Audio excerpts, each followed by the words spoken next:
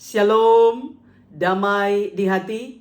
Puji Tuhan, berjumpa lagi dengan saya, Pendeta Tirsa Tairas, sebagai Ketua Badan Pekerja Majelis Jemaat Gemim Elroy Malalayang, wilayah Manado, Malalayang. Saat ini akan membagikan kebenaran firman Tuhan dalam kitab Injil Matius pasalnya yang ke-18, ayatnya yang pertama hingga ayatnya yang ke-11, dalam tema Sambutlah Anak-anak dalam Namaku. Saya berharap dan berdoa dimanapun Bapak Ibu Saudara-saudara berada, kiranya tetap mengalami kasih dan kebaikan Tuhan, sehingga ada dalam keadaan sehat, kuat, tetap semangat, dan senantiasa bersuka cita dan bersyukur kepada Tuhan. Sebelum kita membaca dan merenungkan kebenaran firman Tuhan, mari kita berdoa. Tuhan Yesus, Engkau adalah juru selamat kehidupan kami. Engkau adalah firman yang hidup. Kami sangat membutuhkan firman-Mu sebagai pedoman dalam perjalanan kehidupan kami. Karena itu Bapa, saat ini kami akan merenungkannya. Meteraikanlah firman-Mu di hati dan pikiran para pendengar.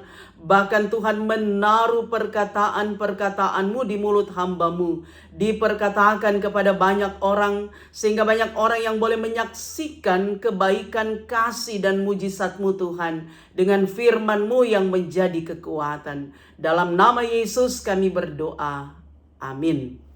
Firman Tuhan dalam kitab Matius pasalnya yang ke-18, ayatnya yang pertama hingga ayatnya yang ke-11. Saya akan membaca Alkitab terjemahan baru edisi yang kedua.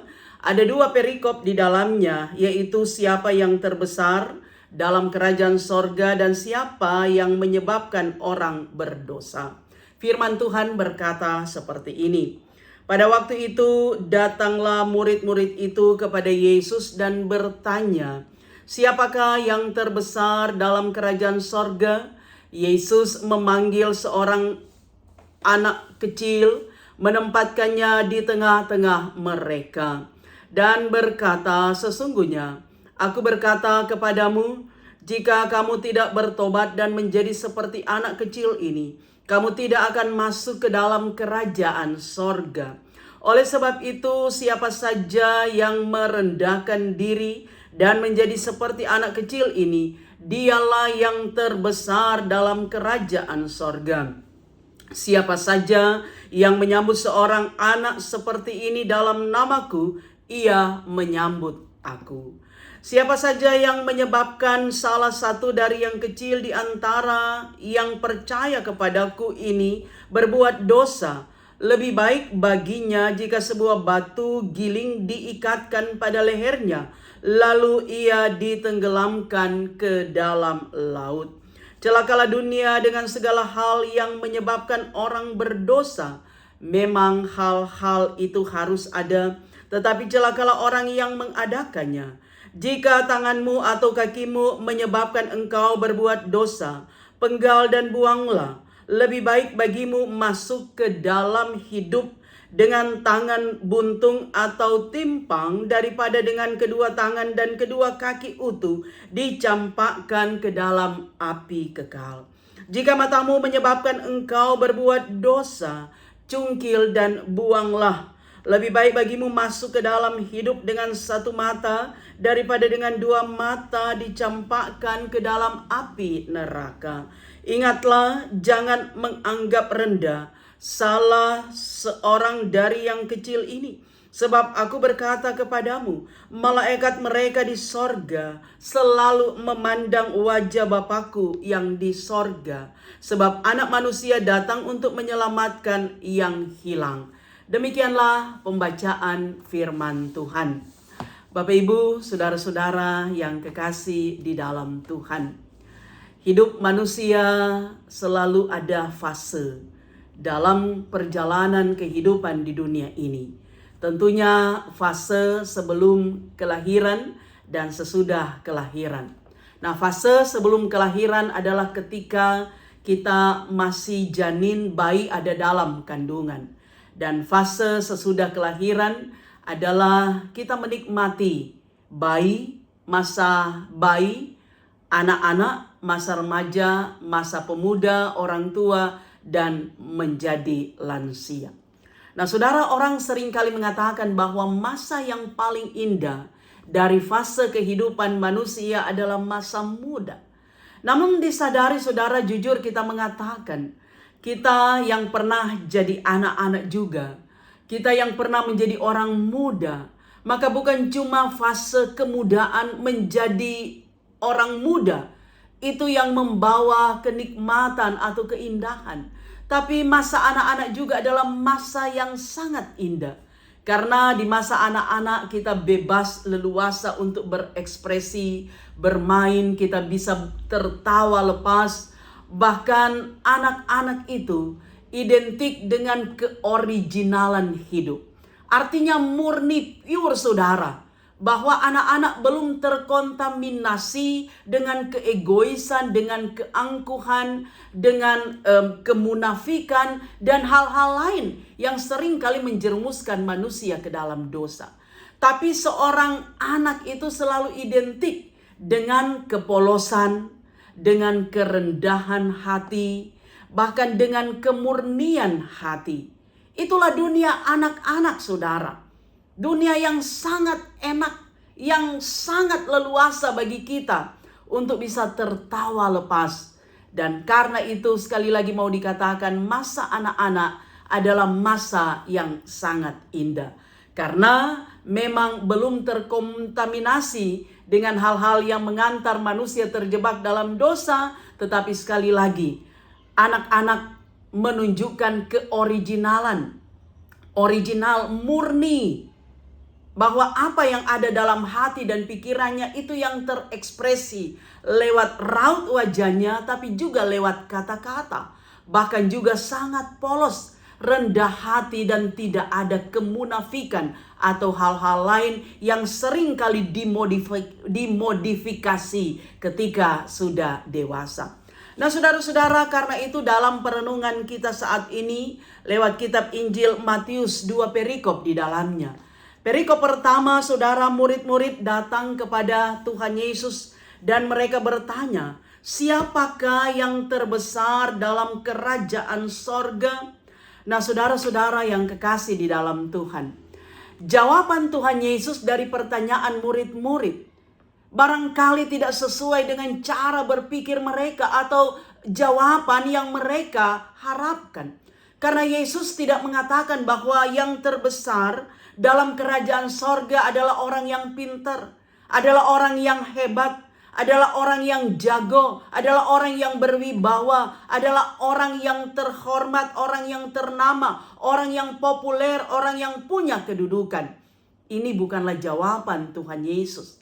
Tetapi apa yang dikatakan oleh Tuhan Yesus menjawab pertanyaan dari murid-murid, dikatakan bahwa ayatnya yang kedua, Yesus memanggil seorang anak kecil, menempatkan di tengah-tengah mereka. Artinya bahwa supaya para murid ini melihat fisik dari seorang anak kecil yang ditempatkan di tengah-tengah mereka secara terbuka.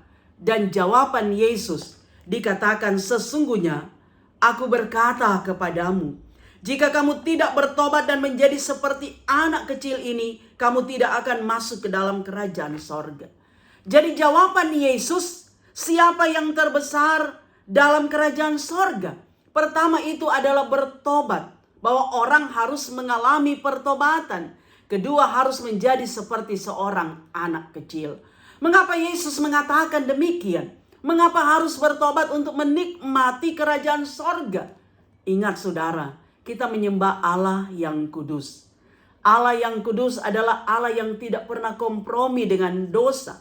Sementara manusia dalam keterbatasan, kekurangan, dan kekurangan, kelemahan, dan keterbatasan seringkali berbuat dosa. Seringkali ingkar janji dengan pengakuan kepada Tuhan. Karena itu Tuhan Yesus katakan harus bertobat.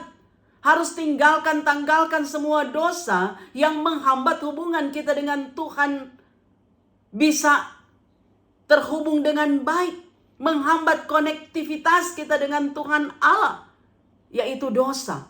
maka kita harus membuang dosa, meninggalkan, mendelete semua dosa kita untuk bisa menikmati kerajaan sorga. Dan kemudian saudara, anak kecil diandaikan oleh Tuhan Yesus seperti yang saya katakan tadi, karena anak kecil identik dengan original, kemurnian hidup pure, murni saudara, tidak terkontaminasi dengan dosa. Bahkan anak kecil itu identik dengan kepolosan. Apa yang mereka lihat itu yang mereka sampaikan. Dan anak kecil juga menggambarkan tentang kerendahan hati. Karena itu saudara, menikmati kerajaan sorga, hati kita murni dipulihkan oleh Tuhan. Dosa-dosa kita dibasuh oleh darah Yesus. Bahkan ada kerendahan hati. Bahwa ada kejujuran. Seperti yang anak kecil lakukan. Anak kecil selalu jujur mengatakan apa adanya. Seperti yang ia lihat sendiri. Nah, karena itu saudara yang kekasih, dikatakan bahwa di ayatnya yang keempat, siapa yang merendahkan diri dan menjadi seperti anak kecil, dialah yang terbesar dalam kerajaan sorga. Dan siapa yang menyambut seorang anak seperti ini dalam namaku, ia menyambut aku. Sekali lagi, untuk menikmati kerajaan sorga dikatakan bertobat dan menjadi seperti seorang anak kecil. Yang kedua saudara, dari perikop bacaan kita, dikatakan siapa yang menyebabkan orang atau yang kecil ini berbuat dosa, lebih baik sebuah batu giling diikatkan pada lehernya lalu ditenggelamkan ke dalam laut. Artinya saudara, jangan kita menjadi batu sandungan bagi orang lain. Jangan karena sikap perbuatan kehadiran kita membuat orang lain berbuat dosa, melakukan kesalahan. Karena itu dikatakan bahwa celaka orang yang menyebabkan orang lain berdosa.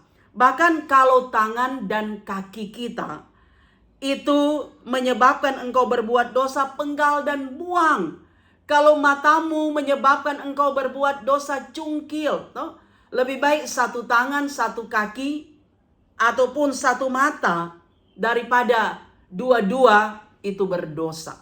Nah, artinya saudara, mengapa dikatakan demikian? Karena Tuhan Allah menjadikan kita sangat sempurna. Dua mata, dua tangan, dua kaki, bahkan dua telinga tapi satu mulut. Artinya banyak mendengar, jangan banyak bicara. Sehingga memang kadangkala saudara, orang kalau dia terlalu banyak bicara, terlalu banyak balamu, ada yang bilang begini, biar jo yang lain masuk sorga, dia pemulunya tidak mau masuk sorga. Ingat saudara, tidak seperti itu konsep kehidupan sebagai orang yang percaya kepada Tuhan Yesus.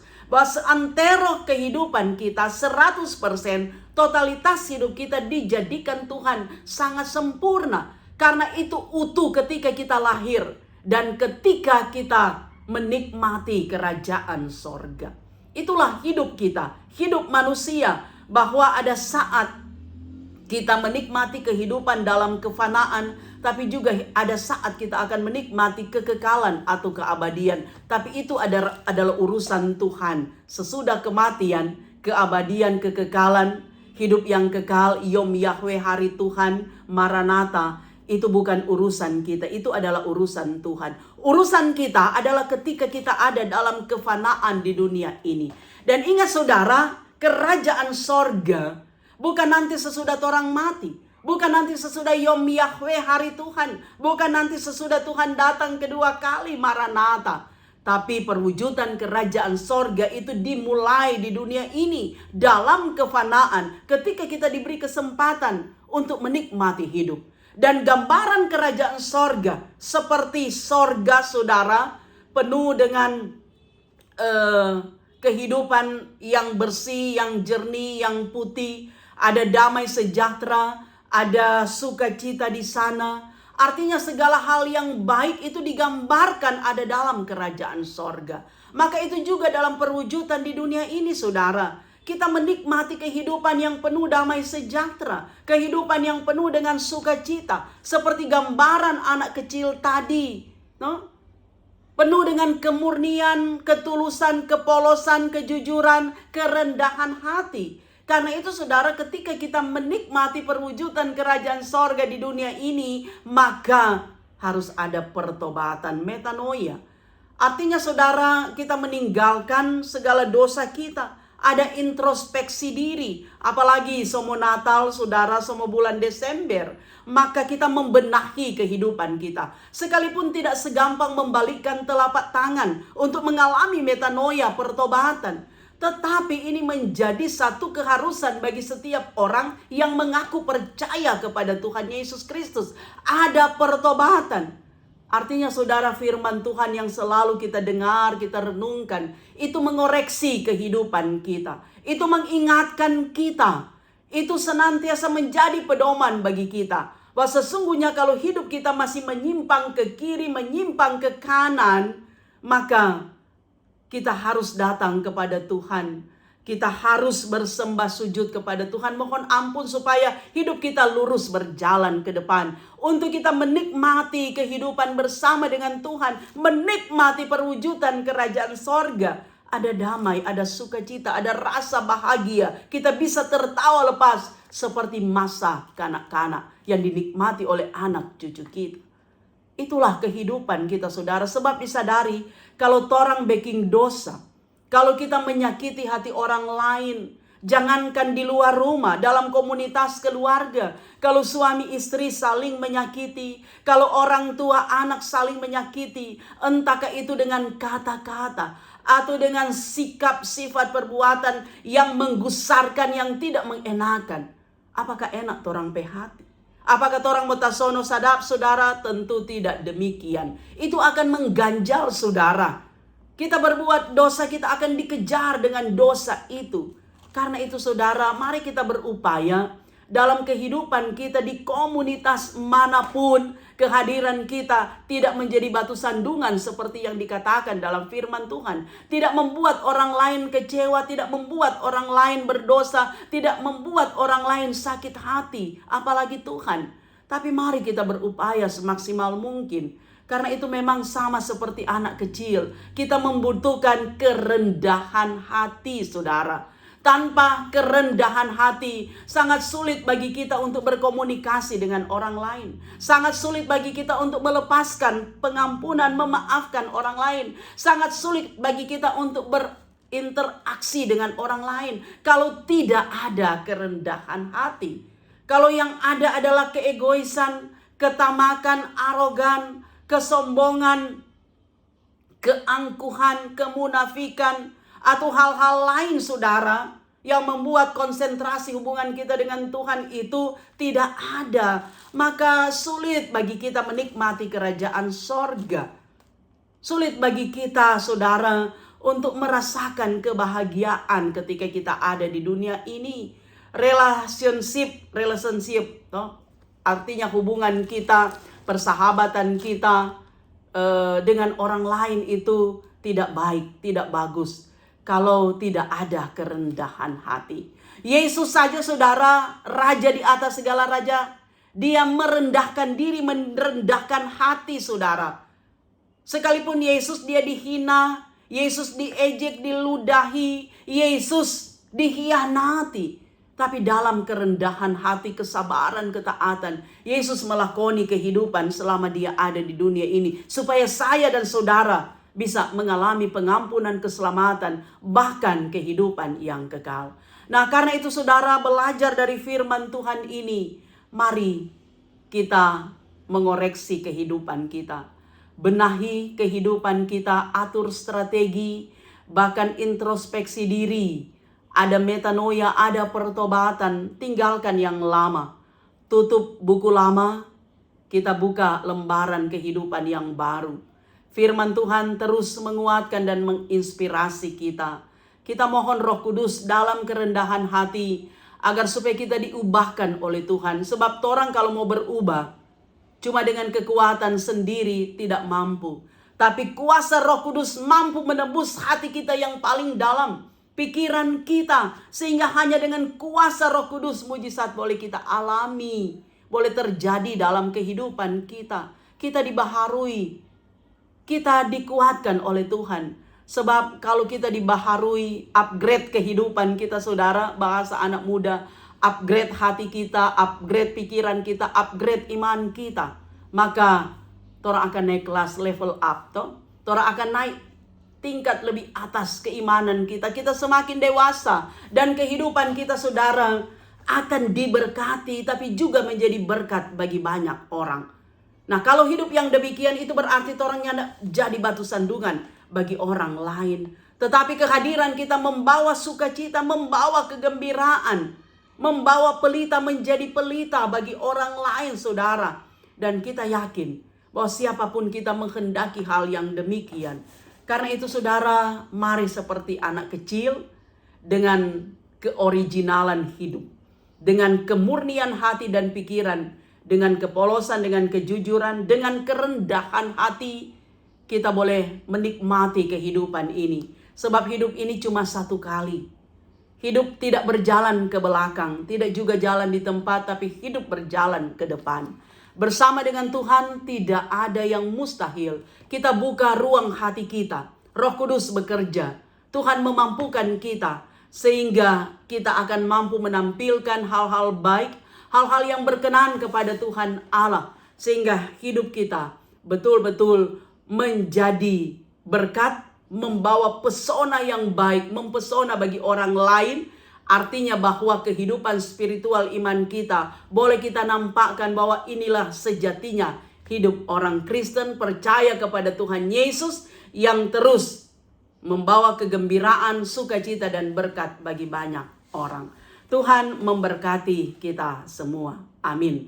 Demikian firman Tuhan, mari kita berdoa. Terima kasih Tuhan, firman-Mu telah disampaikan. Hamba-Mu telah berhenti, tapi kiranya Tuhan pakai media sosial YouTube ini jadi berkat menjangkau banyak orang, boleh mendengarkan kebenaran firman Tuhan. Dimanapun Bapak Ibu Saudara-saudara yang mendengarkan firman ini terberkati, dalam suasana apapun, ketika ada yang sakit Tuhan, sembuhkan, pulihkan mereka. Mereka yang dalam ketakutan, kecemasan, kegelisahan, mereka yang pesimis dalam hidup, kuatkan, teguhkan iman mereka. Ada Tuhan Immanuel menyertai mereka. Mereka yang bersukacita, bersyukur kiranya mereka menikmati kesukacitaan atas berkat Tuhan. Terima kasih, ini doa hamba-Mu, dalam nama Yesus hamba berdoa. Amin. Demikian kebenaran firman Tuhan. Saya Pendeta Tirsa Tairas terus berharap kiranya Bapak Ibu Saudara-saudara mendukung YouTube channel Tirsa Tairas dengan cara nonton video, dengarkan kebenaran firman Tuhan, tekan tulisan subscribe. Berikanlah like, jempol, berikanlah komentar-komentar yang membangun, dan jangan lupa bagikanlah video ini di media sosial yang Bapak Ibu Saudara miliki, dan tekan lonceng supaya ada notifikasi dari setiap update video saya. Tuhan memberkati.